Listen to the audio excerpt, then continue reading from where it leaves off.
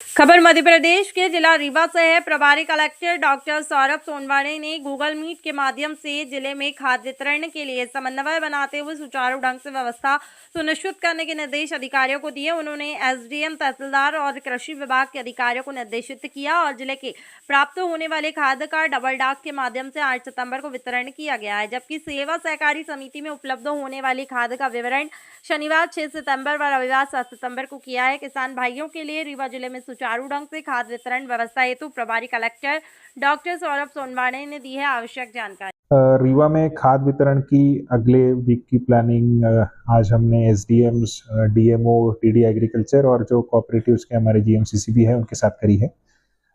अगले वीक के लिए पर्याप्त खाद की उपलब्धता जिले में होगी, ना केवल डबल लॉक सेंटर्स में बल्कि आपकी जो सोसाइटीज़ है उन सोसाइटीज़ में भी खाद की पर्याप्त उपलब्धता रहेगी। हमारा जो चोरहटा करैया का जो केंद्र है उसमें 500 एमटी का जो है वो अवेलेबिलिटी पूरे वीक में रहेगी।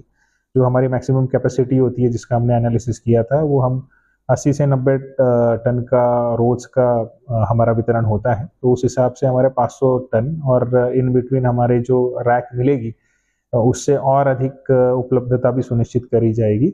गुड़, उमरी, जवा और चाकघाट के लिए 200 एमटी का जो उपलब्धता है वो इसके बाद नेक्स्ट वीक में मंडे टू फ्राइडे, सोमवार से लेकर शुक्रवार तक हमारे सभी डबल लॉक केंद्रों में इतनी खाद उपलब्ध रहेगी।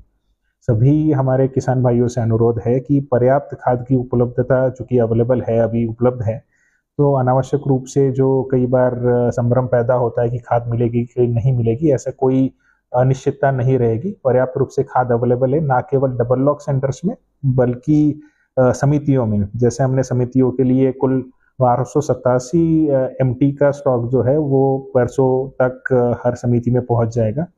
सैटरडे संडे को भी समिति के माध्यम से जो समितियों में हम अभी सूची जारी कर देंगे, जहां पिछले बार नहीं गई थी खाद उनको प्रायोरिटी में हम खाद अवेलेबल कराएंगे, तो समितियों के माध्यम से भी पर्याप्त खाद का स्टॉक होने के कारण कोई खाद की किल्लत या दिक्कत पूरे जिले में कभी नहीं रहेगी।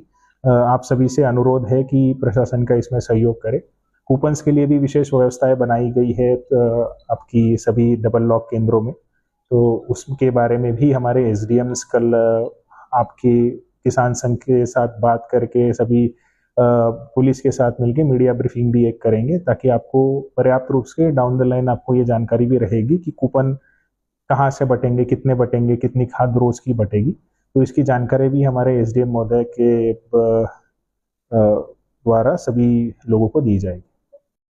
कल ईद मिलादुन नबी का त्योहार है और परसों गणेश विसर्जन, जो 10 दिन का गणेशोत्सव हुआ उसके गणेश जी का विसर्जन का कार्यक्रम परसों होना है। इस दोनों पर्वों के लिए प्रशासन की ओर से पूरी व्यवस्थाएं करी गई है। पुलिस और प्रशासन ने मिलके सभी व्यवस्था चाक चौबंद रखी हुई है।